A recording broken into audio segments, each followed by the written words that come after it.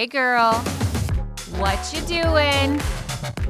Listening to the Be Everything and More podcast, baby. Let's fucking go.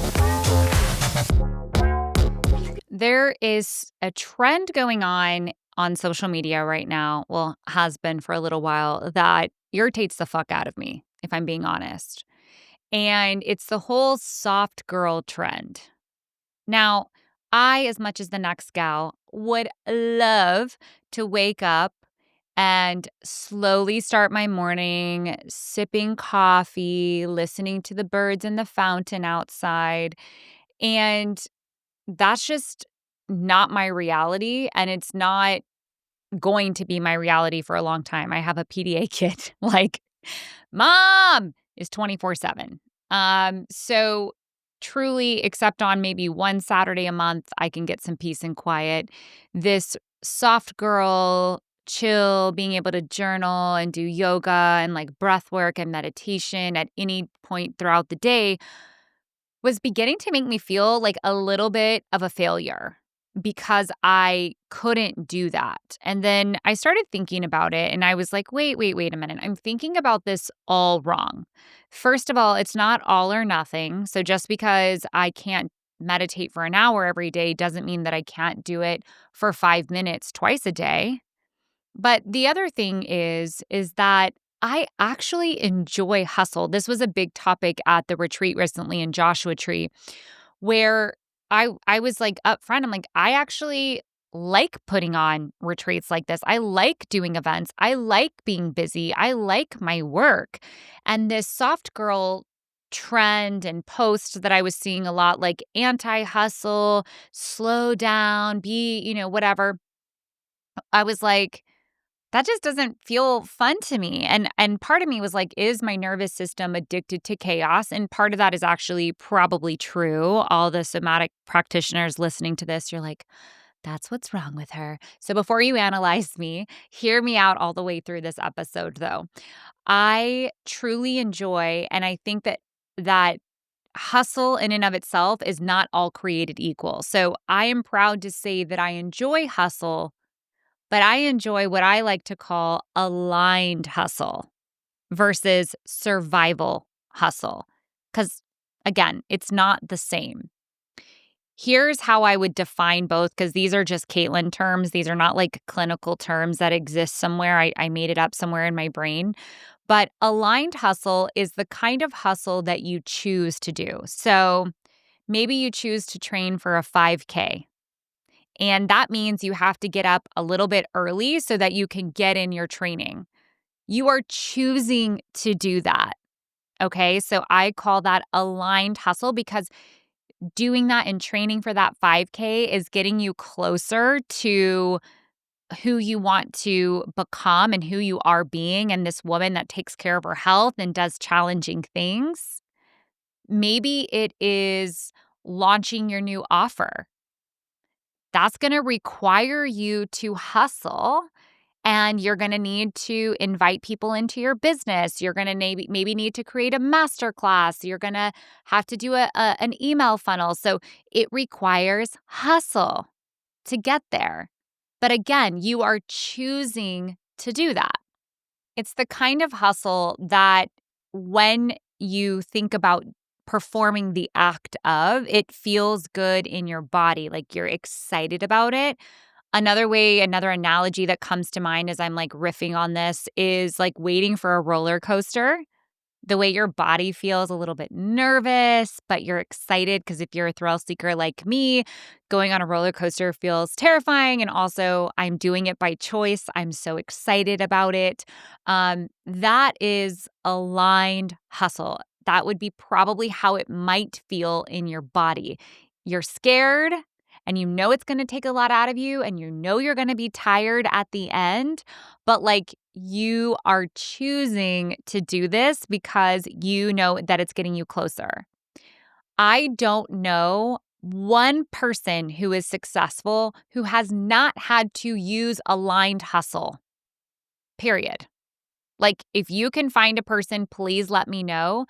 And maybe they had a trust or something like that. But even then, to do something with the trust and to grow it, you still have to have aligned hustle. So there, I rest my case.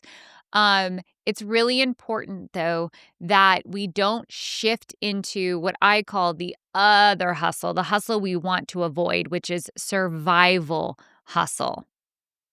I'm actually in this really interesting place right now, and I'm really trying to feel in my body. This is like present day. I was just having this conversation this morning, which is probably why I'm talking about this.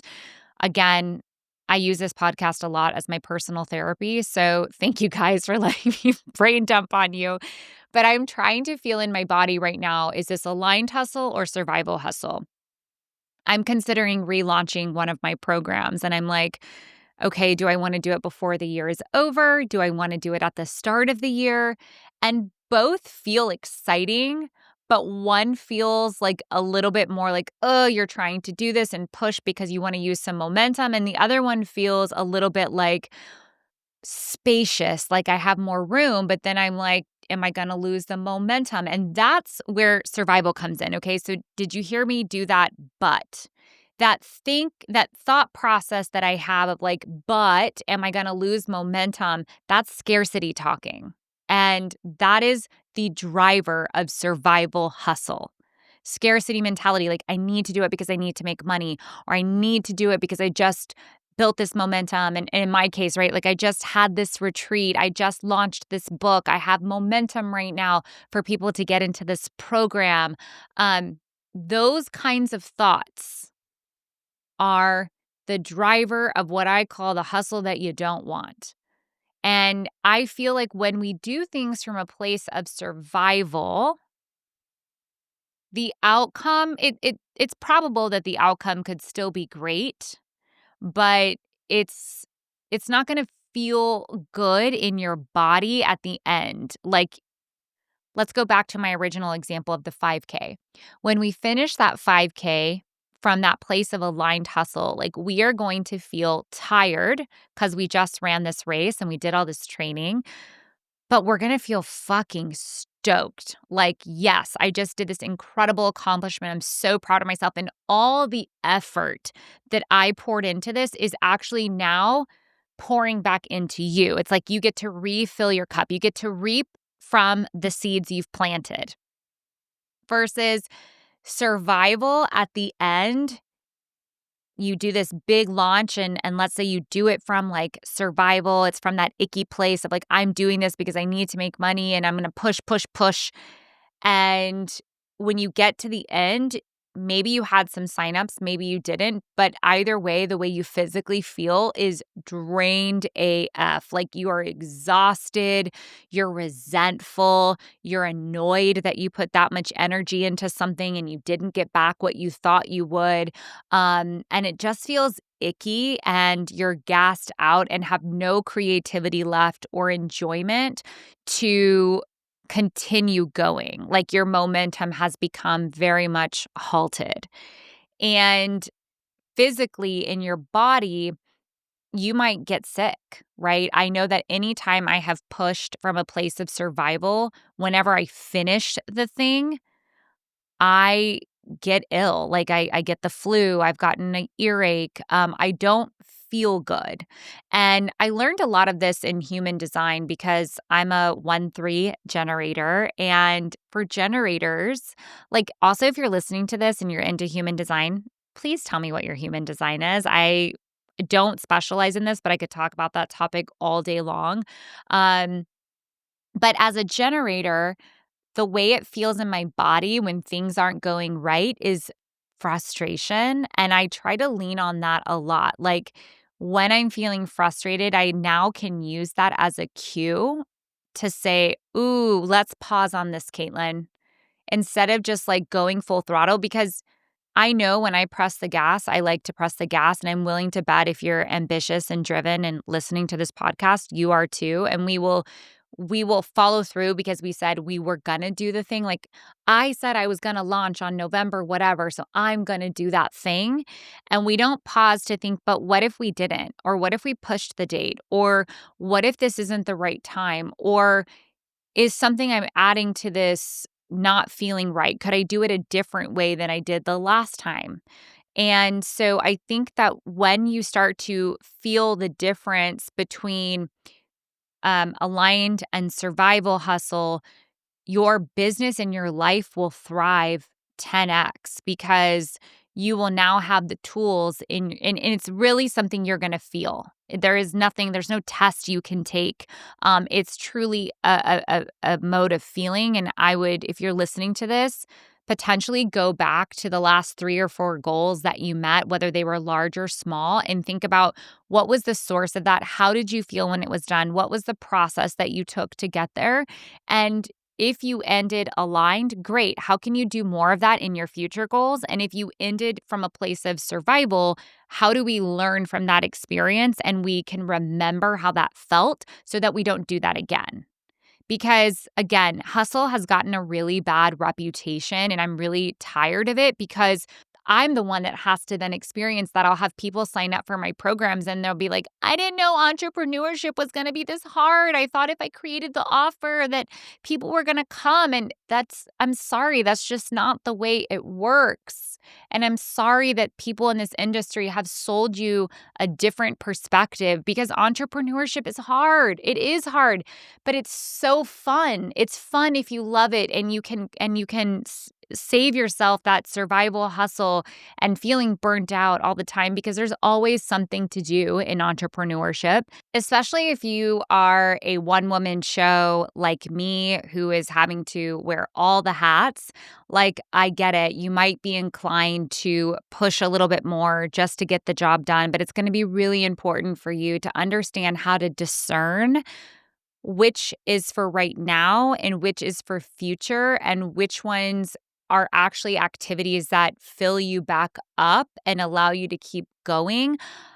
This just came to mind. I was not planning on saying this, but it's like a solar panel, right? It's like or a solar battery in a car. That is how aligned hustle should feel. Like, that's when I say flow. It's like energy is going out to whatever the activity is, but then it's being through the activity, through that generation of energy, more energy is being built and like your battery is still not being drained.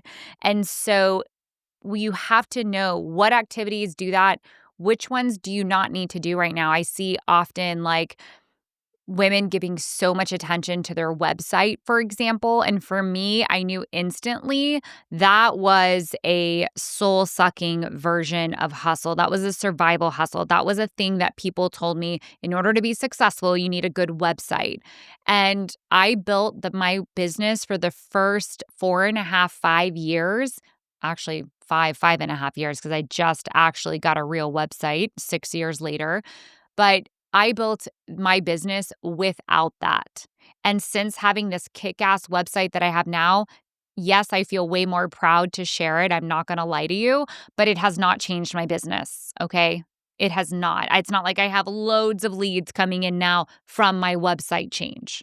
So I want to remind you, for me at that time, didn't feel like a good use of my time. And I'm glad I listened because instead of putting so much energy into a website, I put energy into getting discovery calls, into building my offers, into creating my messaging, into putting my podcast out. Like, I'm so glad this is where I spent the time versus on a website. And maybe that's different for you. Maybe for you, Aligned Hustle is building a website and not doing the podcast right now. You don't know until potentially you work with a coach or you have some kind of mentor, you have other peers that you can lean on and ask for advice, or sometimes it just takes doing the thing, right? And I know for me, going back to human design, I have to often do the thing and then feel what it's like in my body and then listen if it didn't feel good to not do that again. So, if you take what I just taught you in this little mini episode about hustle, but aligned versus survival, I guarantee you, understanding the difference and knowing when to press the gas and when to pull back will be the difference on if you hit that next threshold in your business. Mark my words. The difference between you, where you are now, and where you want to go is understanding hustle and the kind of hustle you need to get there, because it's not about doing it without hustle. If you are trying to go the anti-hustle route, God bless.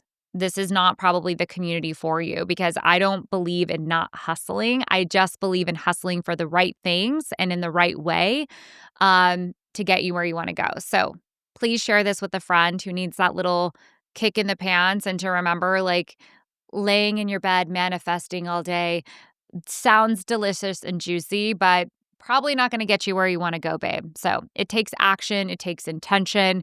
And please share this with anyone that you think would find helpful. And of course, subscribe and do all the fabulous things that you all do every single week. And I'm so grateful. I'll see you back here next Wednesday.